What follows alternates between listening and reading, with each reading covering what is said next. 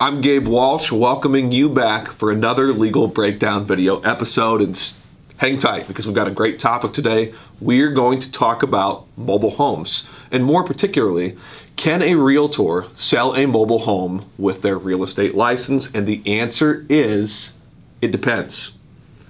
What you all know is real estate licensees, right? Iowa Code 543B gives real estate licensees the authority to perform acts on behalf of others with respect to real property.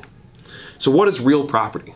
Real property under the Iowa Code means real estate means real property wherever situated and includes any and all leaseholds or any other interest or estates in land and business opportunities which involve any interest in real property. So again, you as a realtor, you as a real estate licensee have the power to perform acts with respect to real estate. Real estate includes real property. What you know is real property at its most general level means land or property that is affixed or attached to the land, right? Personal property, on the other hand, is very different. It's not attached to the land, it's movable. It's freely able to go different places. What's a mobile home more like? Well, let's talk about that. A mobile home under the Iowa Code means any vehicle without motive power used or so manufactured or constructed as to permit its being used as a conveyance upon the public streets and highways. So again, per the Iowa Code, a mobile home is not defined as real estate. It's defined as a vehicle. It has a certificate of title. And when we see mobile homes, oftentimes, right, like in a mobile home park, some people might think that that's actually sitting on a foundation, but oftentimes it isn't.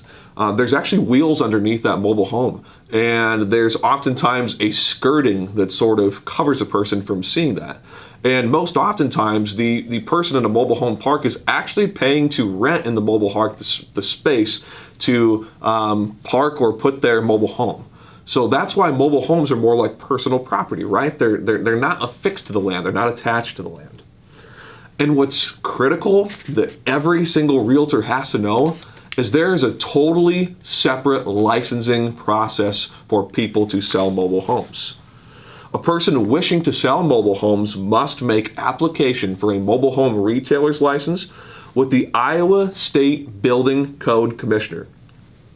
For information about that website and that application process with the Building Code Commissioner, we've attached a link at the bottom of the screen here.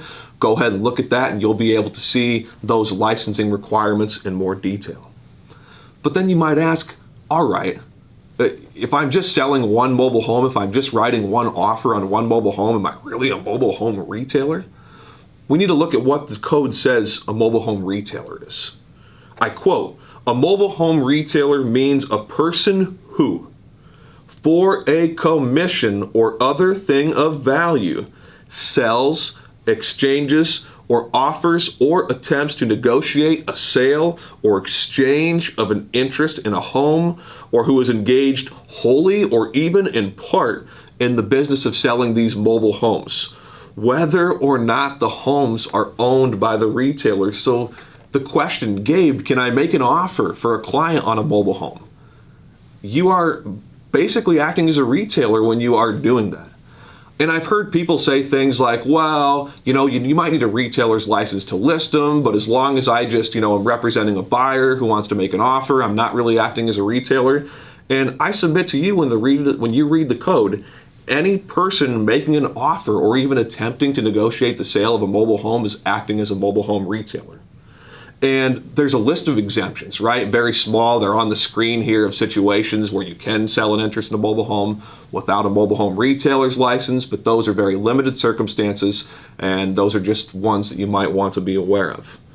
But what you have to know, if there's one thing you take away from this entire video, it's that there is a provision which actually makes it a crime, a serious misdemeanor, to sell any interest in a mobile home without a mobile home retailer's license. So please be aware of that and understand that. Now, the question is, so no mobile homes are ever able to be sold with the real estate license? There was one reason we had that, it depends, and that's because there's one limited exception, okay?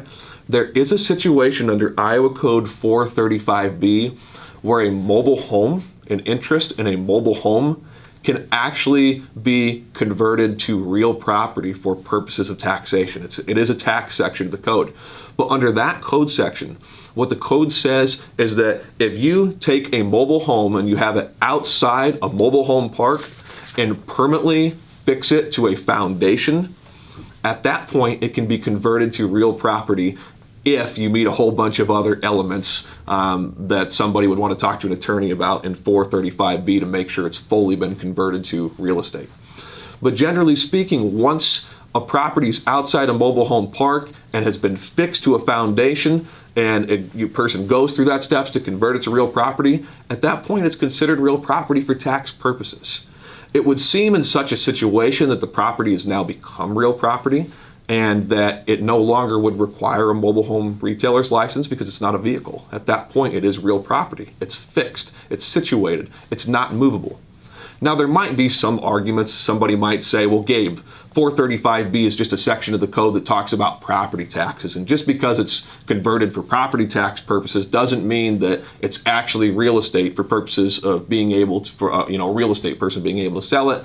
Those arguments could be made. They certainly are ones that you might consider. But I think at the end of the day, it's at least my opinion that once it's outside that park, once it's on a permanent foundation, once it's being taxed as real property, it makes sense that it's less like personal property and less like a vehicle and more like real property permanently affixed to the land on which it sits.